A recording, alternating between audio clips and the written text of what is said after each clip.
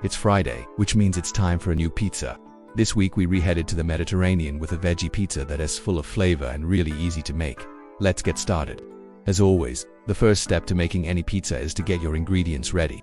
This week's recipe comes from Sarah, and if you're looking for the original, you can find it on our website. In the description below, you'll need a 13-ounce can of chickpeas, 1 ripe avocado, 1 cup of cherry tomatoes, 1/2 red onion, 1/4 cup of Kalamata olives, 4 ounces of feta cheese, a serrano pepper for heat, fresh oregano, garlic and parsley for flavor, extra virgin olive oil, salt and pepper for seasoning, and a 12-inch pizza dough. While you could use store-bought dough, it is so easy to make your own. Our dough recipe only has 3 ingredients: 1.5 cups all-purpose flour, 1 teaspoon of baking powder, and 1/2 teaspoon of salt. Combine those dry ingredients in a large bowl, then slowly mix in 1/2 cup of warm water until you have a dough. Once you've kneaded it together, just let it rest before you roll it out. Rolling out the dough is easy, but if you're having trouble, you can always use your hands to stretch it out. Once you have an even sheet, place it on a lightly oiled baking sheet and press it into the pan.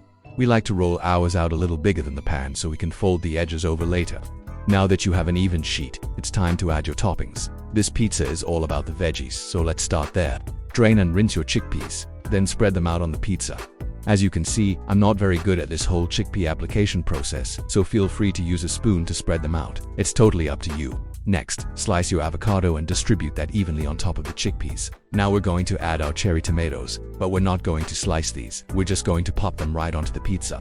For the red onion, you want to thinly slice it, so it's not too overpowering. And finally, add the Kalamata olives on top. Now let's talk about the sauce. This recipe calls for a lemon garlic sauce, and it is so tasty. In a small bowl, combine 1/4 cup of olive oil, the juice of 1 lemon, 1 tablespoon of minced garlic, salt and pepper to taste. Mix that all together and then pour it on top of your veggies. You'll notice I have extra sauce. That's because I used more veggies than the recipe called for, but it's totally up to you how much or how little you want to use. If you want a saucier pizza, add more sauce. If you want a drier pizza, use less sauce. There's no right or wrong amount. It's totally up to you. Now it's time to add some heat with our friend the serrano pepper. Just a little goes a long way, so be careful when you slice it. Then sprinkle on some fresh oregano.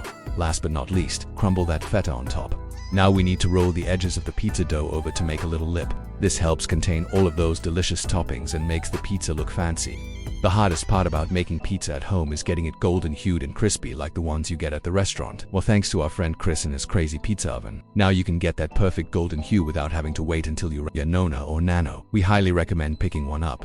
If you don't have access to one of these babies, you can bake it in a preheated oven to 450 degrees for 12 to 14 minutes or until golden brown. Once it's done cooking, you can transfer it to a cooling rack and let it cool down before you slice it.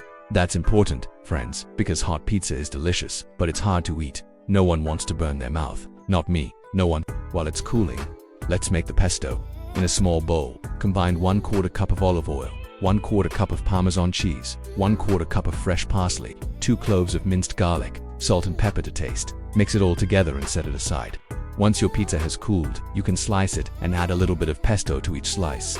And don't forget to add the pepperoncino. If you didn't know, pepperoncino is a fried pepper that's commonly found on pizzas in Italy. It's crispy, salty, and a little spicy. Trust me, this pizza is a winner. The flavors are incredible.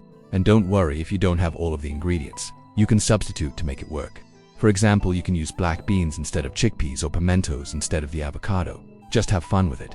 Pizza should be fun. Well, that's it for this week's pizza. Join us next week for another fun episode, and remember, pizza, like life, is better with friends. Until then, happy pizza making, and I'll see you next time.